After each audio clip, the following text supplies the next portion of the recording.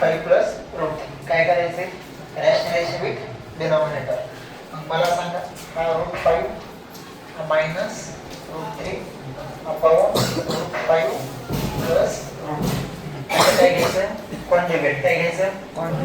मग मला सांग स्वामी कॉन्जुगेट घेतलं म्हणजे हा प्लस काय होईल मायनस मल्टिप्लाय करायचं √5 मायनस √3 √5 मायनस √3 आता एक लक्षात a upon b c upon d झालं मल्टिप्लाय करशील सर्व सर्व काय अडचण √5 मायनस √3 आणि √5 मायनस √3 अपॉन काय होईल √5 प्लस √3 √5 मायनस √3 इतर काय अडचण आहे नाही.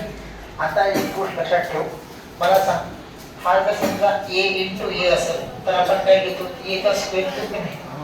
मग इथं हा √5 मायनस √3 √5 मायनस √3 आहे की नाही दोन्ही साईड कसं आहे मल्टिप्लिकेशन मध्ये आहे. याचा अर्थ आपण याला असं लिहू शकतो √5 मायनस √3 चा स्क्वेअर आपण याला कसं लिहू a plus b a minus b म्हणजे काय a square minus b square म्हणजे इथे a काय झालं √5 b काय झालं √3 मग काय लिहायचं सोनू तर √5 चा स्क्वेअर मायनस √3 चा स्क्वेअर. आता लक्ष दे हा square square root cancel square square root cancel आणि इथं आता काय असेल बघा सर इथं काय करतो है ना इथं आपण फॉर्म्युला वापरतो कोणता a square minus 2ab plus b square. मला सांग इथे a म्हणजे काय झालं √5 काय झालं √5 आणि b म्हणजे काय झालं √3 कळायला लागले की नाही कळायला लागलं मग है ना हा जर तुम्ही घेतलं तर हा √5 चा स्क्वेअर मायनस 2 a म्हणजे काय √5 काय √5 b म्हणजे काय √3 प्लस b चा स्क्वेअर कोणाचा स्क्वेअर √3 चा स्क्वेअर कळायला लागले. आणि हा 5 मायनस किती होईल 3 इतर काही अडचण नाही. मग हा स्क्वेअर स्क्वेअर रूट कॅन्सल किती आलं म्हणे 5 हा स्क्वेअर स्क्वेअर रूट कॅन्सल किती आलं बिल्लो 3 प्लस 3 हा मायनस 2 हा √5 √3 हा 5 इंटू 3 होईल काय लागते का नाही √a इंटू √b म्हणजे √a इंटू b है ना.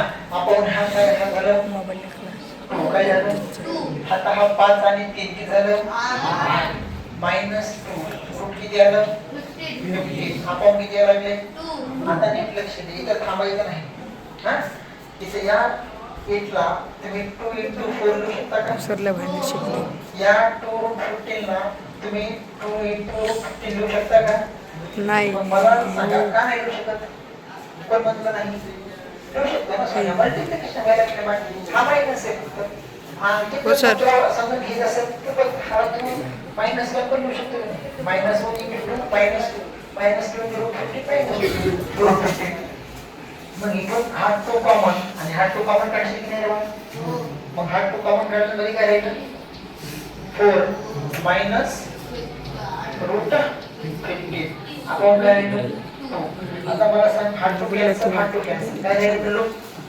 4 मायनस √15 हा झाला फायनल आन्सर. कळायला लागले सिंपल आहे का सोपं आहे का पटकन सांगा काय अडचण आहे का नाही.